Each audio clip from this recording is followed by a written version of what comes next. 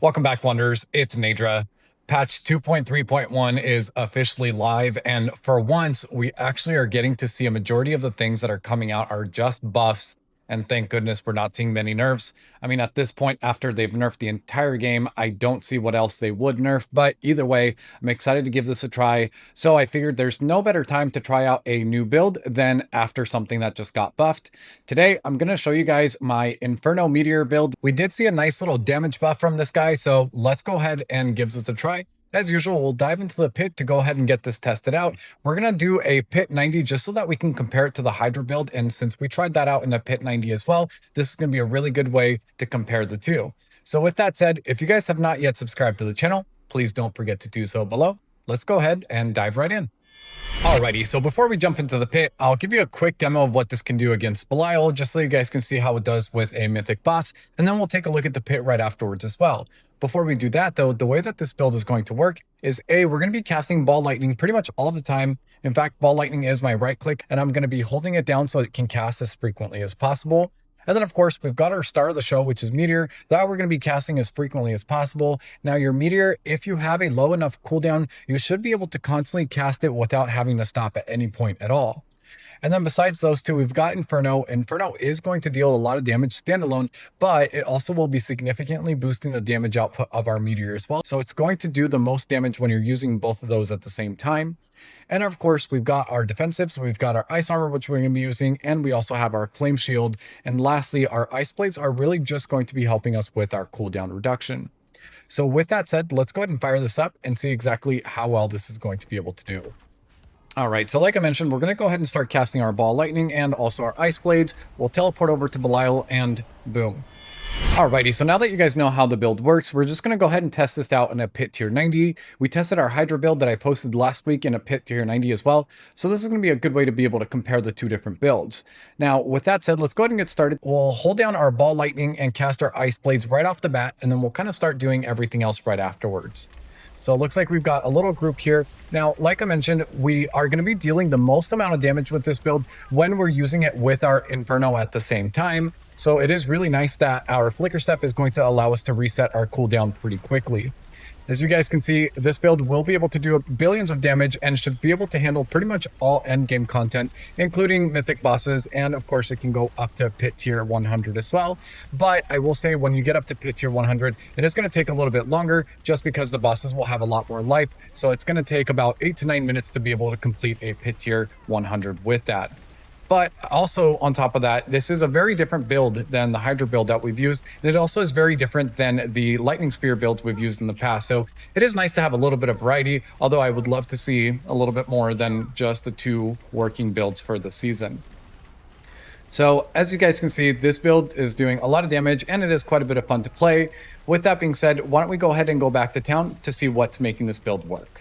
Alrighty, so starting off with our equipment, first off, we've got our weapon. For our weapon, we are using a two-handed staff with this. We do need to use a staff with this just so that we can make sure we're getting the additional advantage we're getting from our aspect at the bottom.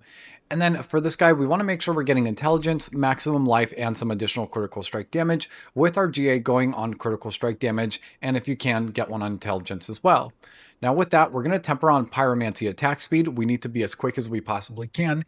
And we're also going to be tempering on chance for meteorites to deal double damage. Now with that said, we want to throw all three of our masterworking points into our chance for meteorites to deal double damage. Next up, for our boots, we are using Flicker Step with this, and we need to make sure we're getting something that gives you a cooldown of 4 seconds. That's going to be the most important thing. And then secondly, ultimate damage for the GA, and if you can get an additional GA on it, then the damage reduction from close enemies. We need to have as much damage reduction as possible. Like I mentioned, tankability is not an issue with this build, as long as you follow this to the T. For our masterworking, we want to try to throw all 3 points of masterworking into our ultimate damage. We are using Inferno frequently, and that does give it a nice little damage buff as well. Next up, for our pants, we're back to Tybalt's. Now, the most important thing on our pants is that we're getting something that's got 20% additional damage at the bottom. That is the most important one. And then secondly, if you're going to get one with the GA, unlike me, I would recommend trying to get one that's got a GA on all stats. That's going to be the most helpful. And then next up, taking a look at our gloves, we're going to be using gloves with the flash fire aspect on it. Now, as far as the stats go, we're going to want to get something that's got intelligence, armor, and critical strike damage. Now, it is really important that we're getting armor on here. There aren't too many places on this build where we can put armor, and in order to meet the max threshold for armor, we do need to make sure that we're putting it on here. So really important there. As far as tempering goes, we're going to temper on fire damage, and we're also going to temper on lucky hit chance, with all of our masterworking points going into fire damage. Next up, for our chest armor, we are using Shroud of False Death, and of course, we want to get something that's got a GA on all stats, and then all 3 of your masterworking points going into all stats as well. For our helmet, so all of our other builds really have been using Shako up until this point. However, in order to make this work, this is absolutely necessary, and specifically, you want to try to get one that's got a GA on cooldown reduction and also on Meteor if possible. And then in addition to that, you also want to make sure you get something that's below 3 seconds when it comes down to the cooldown you're getting from Meteor. If you get anything higher than that, then you will not be able to use Meteor all of the time, which really would defeat the purpose of this whole build altogether anyways. So primary things to look for is you want to get one that's got less than 3 seconds of a cooldown. And then like I mentioned, if you can get a GA on cooldown reduction in Meteor, that's going to be the best way to go. And then next up for our amulet, we're using the Armageddon aspect for this guy. And then when it comes to the stats, we're looking for Intelligence, Glass Cannon, and Devouring Blaze. Now, if you guys are feeling a little bit squishy, or if you do not have the opportunity to get either Glass Cannon or Devouring Blaze on here, then I would recommend trying to get something that's got cooldown reduction. Your cooldown reduction is going to be your best friend with this build, and it is really important. However, at this point, with the current setup that we have, we don't necessarily need cooldown reduction. What helps us out a little bit more is the additional damage output we're getting from both Glass Cannon and our Devouring Blaze. Now, when it comes to tempering this, we're going to temper on fire damage and Inferno cooldown reduction, where all 3 of our masterworking points should really be going into Inferno cooldown reduction to ensure that we can constantly keep casting Inferno. Next up, for our ring, we are using the Ring of Starless Skies with this. We're getting some good attack speed, which is really important. We're getting some good crit hit chance with this as well. We're getting lucky hit chance. All 3 of those stats are really important with this build, and we're also getting some additional core skills. Now, Meteor is not necessarily a core skill. However, the +6 to core skills we're getting from here also will be applied to your Meteor as well, giving you that much more damage output. And then finally, for our second ring, as usual, we are going to be using Ta Rasha's. We want to get something that's got a GA on cooldown, and of course, we want to get one that's got about 25%, nothing less than 20% for the aspect at the bottom. And then in case you guys don't have the same amulet as I do, which gives you Intelligence, Glass Cannon, and Devouring Blaze, and it can be a little bit more difficult to get something that's got both of those skills on there. You guys could get something similar to this, which still will have Intelligence and still will give you Devouring Blaze. However, in replacement for Glass Cannon, which does tend to make you sometimes a little bit more squishy, you can get something that's got cooldown reduction on there as well. For the tempering, you can either do Inferno cooldown reduction or Evade cooldown reduction. Now, when you look at masterworking this, I would probably throw all 3 points of your masterwork into cooldown reduction. And then same goes for your boots. If you don't have Flicker Step, then you could use something like this where you are able to get some additional Meteor points for some additional damage output here. You would want to have Intelligence, Armor, and Meteor. And then for your temperings, you'll want to throw on Evade cooldown reduction along with Lucky Hit Chance, and then throw all 3 of your masterworking points into Meteor. If you decide to go this route, you can then remove the armor that you're getting from your gloves and replace this one for attack speed instead. So it's entirely up to you, but I am finding that Flicker Step does make it a little bit quicker to reduce the cooldown of your ultimate skill, making it a little bit better. Alternatively, like I mentioned with this guy, you would then use Orange Herald instead, which still does reduce your cooldown quite a bit. It's just not going to be as fast as our Flicker Step. And then when it comes to our socketables, we want to make sure we've got Idol from below, either on your amulet or your rings. It doesn't really matter. We also want to make sure we have Illuminate Eye and Scornful Light. Now, it doesn't really matter which order you put those in, as long as you've got all 3 of those. For our runes, we are going to be using Yule and Cax on our helmet. And for the weapon, that one is going to be using Igni and Thul. And then for our pants and armor, we're going to be using Topaz for those guys. Now then, taking a look at our Horadric Spellcraft, as usual, we are going to be using the Smoldering Ember for our infusion. And then for our Arcana, we've got Tranquil Stone. We're going to be using Fractured Core, and we're going to be using Bloody Charm. And then for our Catalyst, we are going to be using Disintegrate, and this is going to be triggered by casting your Meteor. Now then, taking a look at our skill tree, we are not going to be using any basic skills. So as usual, you can just go ahead and put 2 points into whatever you want, just so that we can make it down to our core skills. For our core skills, we're not really going to be using any of these either. So really just go ahead and put 1 point into Potent Warding and then 3 points into Elemental Dominance. And as I mentioned, our Meteor is considered a core skill as well. So it is going to be taking advantage of the 16% times damage we're getting from this guy here. Moving on down to our defensive skills, we are going to put 1 point into Flame Shield just so that we can have it. We are using this pretty frequently, and this also does make us immune, which basically allows us to take advantage of the Tybalt's Will pants that we're using.